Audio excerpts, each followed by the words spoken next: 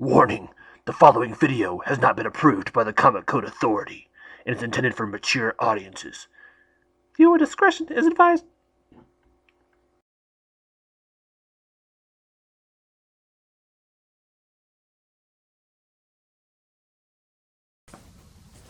What is up, everybody? Welcome back to another episode of The.Comic.Assassin. It's Friday, which means the weekend is upon us. Unfortunately, I'm still freaking sick.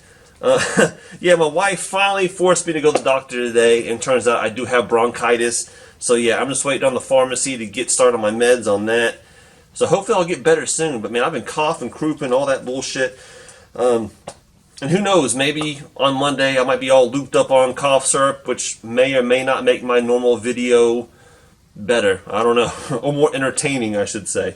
But it is Friday, and this is the day where I come at y'all with some of my pickups from my LCS this past Wednesday, while also doing a little bit of a comic book review on two specific books. So let's just go ahead and jump in it, alright? So the first one I got is Batman and Robin, that facsimile 232. Yeah, I decided why not. The more and more I thought about it, I said go ahead and pick it up, because you're never going to have the real thing. Let's go ahead and pick that one up. But that's the only DC book I picked up this whole week. The second one goes up to Absolute Carnage versus Deadpool, #1. I really wanted cover A, but they were all out, so I went with the Liefeld cover. And it's not terrible, it's not great, but still haven't read it. But yeah, picked that one up. I did pick up the Guardians of the Galaxy. I believe this is issue #8. This is the 80th anniversary Marvel cover, which I really dig. The whole, all the villains and superheroes around the border. So yeah, got that one. And then I got the Powers of X #3. The secret variant, right? So got that one. Still digging the story. But yeah, I like these secret variants because they kind of add to the hunt. Right? To me, that's a part of it. Of going out and thinking you know something that other people don't. Trying to go find those hidden gems type of thing. And so yeah, I was pleased to get one because I like that. I like the thrill of the hunt when it comes to comic books. But man, I don't see... To me, just changing the color from red to blue, like that to me is kind of a shady secret variant. At least with the Venom one, where they added the tongue and stuff, like they added something to it. Here they just changed the color scheme, which to me is kind of silly. And I was surprised because I went to my LCS and that's like the first book I saw, and I was like, okay, awesome, picked it up. There's another one. There's another one. And to me, it seemed like it was like an equal ratio between the regulars and this secret variant. So, I mean, I picked it up because that was the one that people were talking about, and I just wanted the book, period, to read. But, yeah, to me, it seemed like it wasn't as big of a deal than people made it out to be. Alright, so let's get into some more of some of the indies here. We have The Love She Offered, #2. I'm really digging that cover. It's got the guy, he's kind of like, taking the scissors, ripping up his shirt. He's like, man, you're about to get it. I did not get #1. I didn't read #1, but I think I've heard enough about issue 1 where I can read #2 and still follow it along a little bit. So yeah, looking forward to that. This was the only cover they had up on the shelves for that one. The only issue for that. So yeah, I'm glad I got that one when I did. The one that I had to come home and read immediately, Canto #3. I'm enjoying this book so much, y'all. It's fun. There's some adventure. It kind of gets into some of the backstory about the slavers and everything else, which I found pretty cool. So yeah, I had to pick up Canto #3. Alright, now the two books that I picked up, which I'm actually going to be reviewing. I mean, it's kind of funny too, because I knew I was going to review these books from the get-go, but I woke up this morning, checked out my YouTube channel, and found out that I got lurked.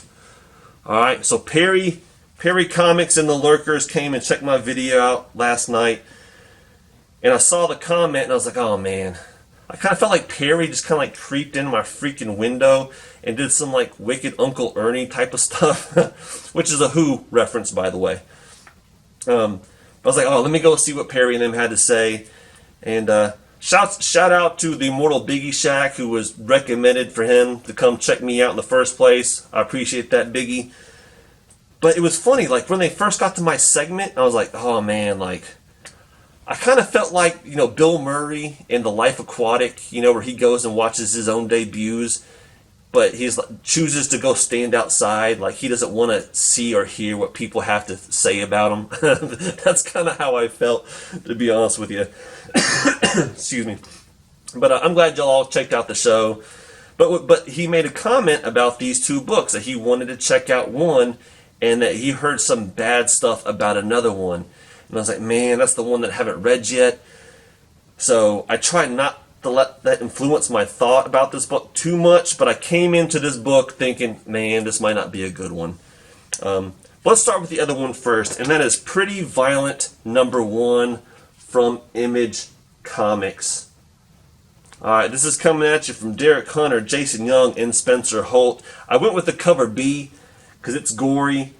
I've heard people already talking about this book being like, I hate Fairyland a little bit.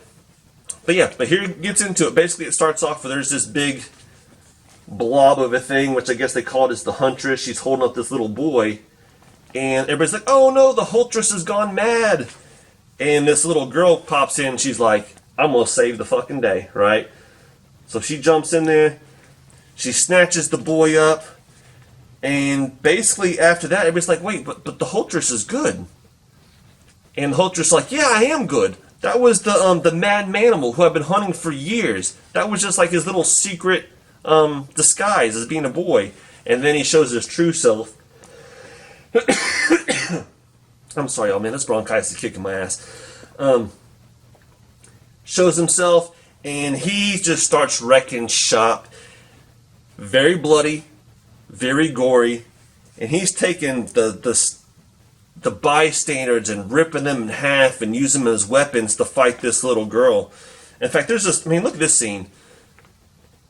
The scene where he throws his body at her, and like the freaking brains are all dripping out and everything else. Very gory, but somewhat entertaining type of stuff. Anyway, she's in this battle with the mad manimal, and this, what's his name, the Mechanics, this big robot guy shows up, and he's like, I'm here to stop you, villain. And she's like, oh yeah, thank God, I have some help. And he's like, no, I'm here for you. And he's like, I know who you are, blah, blah, blah, blah, blah. And pretty much just talking down to her, and she's like, F this, and she damn knocks his robot head off. It kills the one guy. But everybody's pissed at her. They're all blaming her for like the guy killing the Huntress. All these people dying. Everybody is shitting on her. Like she's getting all the blame. The Mechanics guy did survive, so this little boy pops out of the robot suit, and he's like just poking at her and whatnot, and she just tells him to F off and pops his head out. So everybody's pissed at her. She's really wanting to be the hero. She was really trying to be the hero, but that's not how it happened. Alright, so basically she goes to this shop going for a refreshment, and he's like, oh, how was fighting crime today? And she's like, oh, it was hard. And he's like, whatever you want, it's on me. And then he, in the background, like the news is going on, and he hears about all that happened. He's like, that'll be, so many dollars, right? So he changed his mind. But then there's this little kid sitting on the little step. I don't know if he's a superhero or an aspiring superhero, but basically he's been spending his time digging around underneath the city looking for this secret villain lair, right?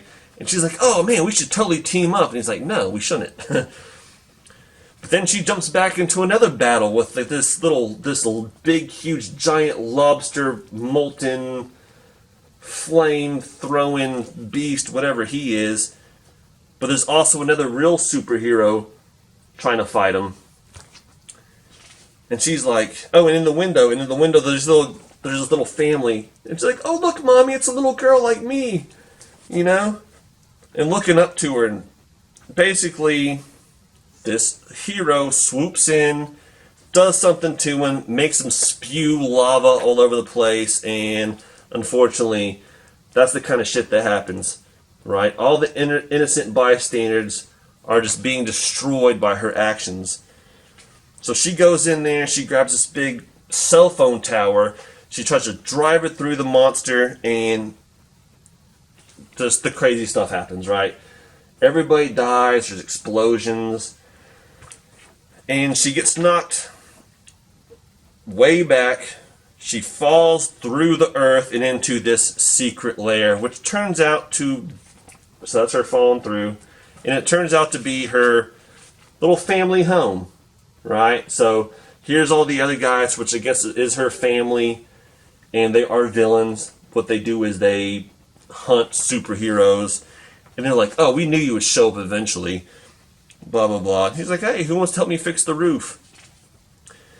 So, and then it goes into this little side story. I don't know how much of it portrays to the ongoing series, but basically it takes the one I'm assuming is like the brother or something like that, and it's him, and you get this little flashback scene of her and some other guy coming back, and it's like, hey, we're from the future.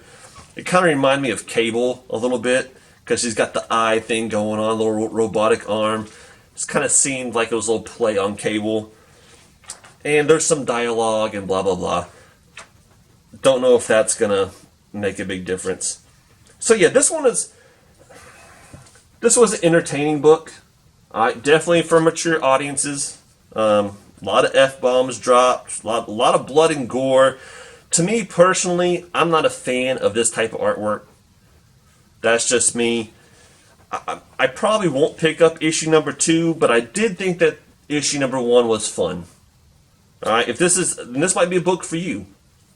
So yeah, I'm not knocking it, but I'm just not a big fan of this kind of artwork. It's super cartoony. But I like the whole kind of concept. It's a girl who, obviously she's a family of super villains, and she's really trying to do good, but everything she touches just turns to shit. So that's my review of that book. It's a decent book. So yeah, if this is the kind of book for you, definitely go check it out. All right. Now the second book, which is the one that Perry said that he heard bad things about, Bad Reception number 1. All right. So basically, it starts off where. Oh, and one thing I will say that I did like about this book, Juan Doe. All right, one person did the cover art, did the writing, did the lettering, did the writing. One person did pretty much everything for this book. So I give major props to that, where it's one person doing all the work, So yeah, I like that aspect. But basically it starts off where there's just this dialogue. Apparently it's like it's some type of interview. Don't know if it's on the radio, whether it's on the internet. But there's just this dialogue going back and forth between the person hosting the show and one of the main characters. And the main character has actually written a book called hashtag Off the Grid, How to Unplug Your Social Media and Connect to Your Primal Self, right? So they're talking about this book, how it's kind of ironic because while he's trying to do this book, one, it's being promoted on social media, and two, I guess his fiance is like one of the hugest social media celebrities out there, or something like that. So isn't this kind of ironic? Isn't this kind of hypocritical?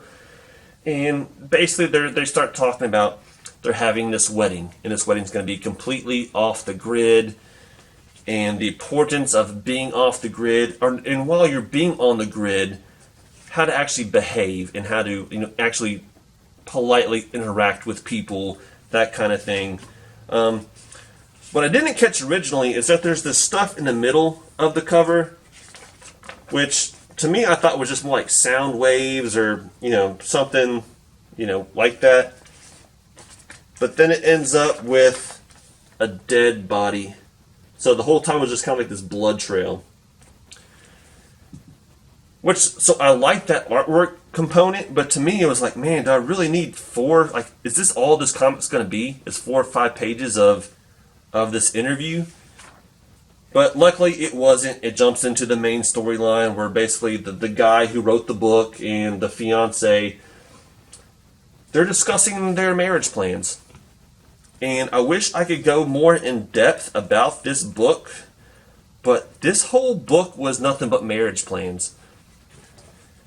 And yeah, they're sitting in beds, but the whole time, like, there's also this scene underneath where you're seeing this guy lurking around like freaking Perry through the woods, doing God knows what. And which those scenes were actually really freaking cool. But they're just talking about the wedding, like who they're going to invite, and basically they're only inviting like 8 people to their wedding, which struck me as odd. It's like, man, you're both these celebrities, and they're talking about the friends they're going to invite. I'm like, do y'all not have family? Do you not have do you not have a sibling? You don't have any moms or dads that you're going to invite to your freaking wedding? Like, why not just go do your freaking courthouse wedding? So I found that kind of odd. They're only inviting like 8 people to their wedding, but it's going to be in this remote area where there's no cell phone service, and the rule is they have to give up their phone, right? So they're going to be unplugged from their devices for 24 hours. And the rest of the story is kind of like some dialogue, and there is a lot of dialogue.